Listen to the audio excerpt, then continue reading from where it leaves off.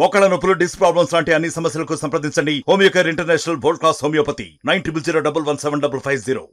రెండవసారి నిజామాబాద్ పార్లమెంట్ అభ్యర్థిగా ధర్మపురి అరవింద్ గెలుపొందారు. భారీ సార్ చెప్పండి, నిజామాబాద్ పార్లమెంట్ అభ్యర్థిగా రెండోసారి గెలుపొందారు, ఎలా ఉంది? ఎట్లుంటది అంటే భారీ మెజార్టీతో గెలుపొందారు. మీరు ప్రజలు భారతీయ జనతా పార్టీకి పెద్ద ఎత్తున ఆశీర్వదించడం చాలా సంతోషంగా ఉంది. అందరికీ ప్రత్యేకంగా రాష్ట్ర వ్యాప్తంగా తెలియజేస్తే ఏంటంటే ఇది భారతీయ జనతా పార్టీ యొక్క టీం విజయం. ఇది ఇందూరు పార్లమెంట్, ఇక్కడ టీమ్ స్పిరిట్ తోటి మనము ఎన్నికలు కొట్లాడినాము. ఇక్కడ ఉన్న నాయకులు, బూత్ స్థాయి నా కార్యకర్త సోదరులు, మండల అధ్యక్షులు, ఎమ్మెల్యేలు, ఎమ్మెల్యే అభ్యర్థులు, శక్తి కేంద్రాలు, వివిధ మోర్చాల నాయకులు, వీళ్ళందరూ కూడా అభ్యర్థి కంటే ఎక్కువ కష్టపడ్డారు.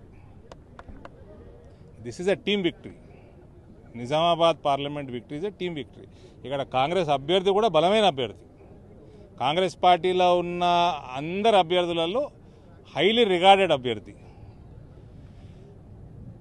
కాబట్టి ఇక్కడ ముస్లింల సంఖ్య కూడా ఎక్కువ. ఉత్తర తెలంగాణలో మీకు అన్ని పోల్చుకున్నట్టయితే హైదరాబాద్ బయట, స్పిన్ సిటీస్ బయట అత్యధిక ముస్లిం ఓట్లు ఉన్న నియోజకవర్గం ఇది. ఇక్కడ ఇంత భారీ విజయం సాధించడమంటే అది ఒక టీం వర్క్ ద్వారానే సాధించినట్టు. మహిళా మూర్తులకి నేను పాదాభివందనాలు తెలియజేస్తా ఉన్నాను. 130,000 అధిక మహిళలు పురుషుల కంటే ఓటింగ్లో పాల్గొని నరేంద్ర మోడీ గారికి ఆశీర్వదించడం హైలైట్ ఈ ఎన్నికల్లో. యువత అయితే ఎట్లా భారతీయ జనతా పార్టీ, ఎన్ఆర్ఐలు అయితే ఎట్లా మోడీ పరివారమే, రైతాంగం కూడా మొత్తం పసుపు రైతులు అయితే 93,000 ఓట్లు వాళ్ళు వేసుకున్నారు లాస్ట్ టైము. ఈసారి మాకు వచ్చేటట్టు మేము పని చేసుకుంటామని గత 5 ఏళ్ళు చెప్పిన. ఇవాళ వాళ్ళ ఓటంతా కూడా మాకు టర్న్ అయింది.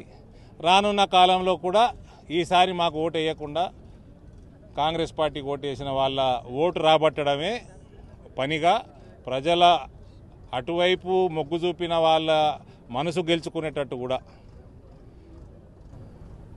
సుమారు ఎన్ని ఓట్లు వచ్చినాయో కాంగ్రెస్కి? 4 lakhs. అలా 2 లక్షల పైన హిందూ ఓట్లు కూడా ఉన్నాయి అందులో. సో అటువంటి వాళ్ళ మనసు గెలుచుకోవటం కూడా పనిగా మేము పనిచేస్తాం.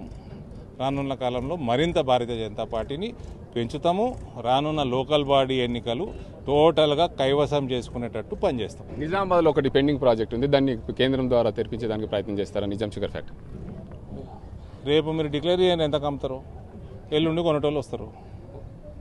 సుదర్శన్ రెడ్డి ఏం చేస్తున్నాడు? 200 పంచే బదులు 200 పంచి చిల్లర రాజకీయాలు చేసే బదులు షుగర్ ఫ్యాక్టరీ తెరిపించే పని చేసుకోవాలి. పెద్ద మనిషి ఇంత వయసులో 200 పంచుతారా అండి ఓటుకి? ఇదే రాజకీయం ఈ వయసులో? మేము యువకులము ఓడితే గెలిస్తే గెలుస్తామని పైసలు పంచేది లేదని కొరటాలు కొట్లాడినాం. నువ్వు ఈ వయసులో చేసే పనే ఇది?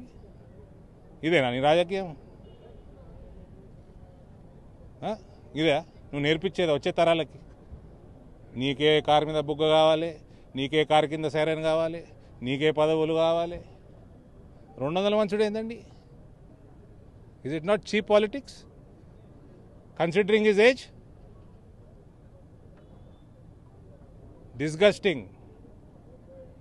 Disgusting MLA, Bodhan's MLA. మొత్తంగా చూసుకోవచ్చు, నిజామాబాద్ పార్లమెంట్ అభ్యర్థిగా భారీ విజయంతో గెలుపొందారు నిజామాబాద్ బీజేపీ అభ్యర్థి ధర్మపురి అరవింద్. అయితే గతంలో ఇది రెండోసారి గెలుపొందడం విశేషం. ఎందుకంటే గతంలో ఆయన చెప్పిన విధంగా పసుపు రైతుల కోసం ఏదైతే ఇచ్చిన అంశాలు ఉన్నాయో, పసుపు రైతుల కోసం ఆయన తెచ్చిన పసుపు బోర్డు అంశం కానీ, నిజామాబాద్ జిల్లా పార్లమెంట్ పరిధిలో ఉన్న అత్యధికంగా హిందూ ఓటర్లు ఉన్నారు. హిందూ ఓటర్లందరూ కూడా నాకు ఓటేశారు. మరికొంతమంది ఎవరైతే ఓటు వేయరో వాళ్ళందరి మనసు గెలుచుకొని మూడోసారి విజయం దిశగా నేను ప్రయత్నం చేశాను. ఇప్పుడు రెండోసారి గెలిపించిన ప్రజలందరికీ కూడా కృతజ్ఞతలు చెప్తున్నారు. అదేవిధంగా నిజామాబాద్ పార్లమెంట్ పరిధిలో ఉన్న పెండింగ్ పనులన్నీ కూడా నిజామాబాద్ ప్రజలకు తీర్చి నేను మరోసారి గెలుపు దిశగా ప్రయత్నాలు చేస్తానని చెప్తున్నారు నిజామాబాద్ పార్లమెంట్ అభ్యర్థిగా బీజేపీ నుంచి గెలుపొందిన ధర్మపురి అరవింద్. ఇది ఇక్కడ పరిస్థితి. అజీంతో గంగారెడ్డి, RTV నిజామాబాద్. మరిన్ని వీడియోస్ కోసం ఛానల్ ని సబ్స్క్రైబ్ చేయండి, లేటెస్ట్ అప్డేట్స్ కోసం వాట్సాప్ ఛానల్ ని ఫాలో చేయండి, అండ్ లింక్ డిస్క్రిప్షన్ లో ఉంది.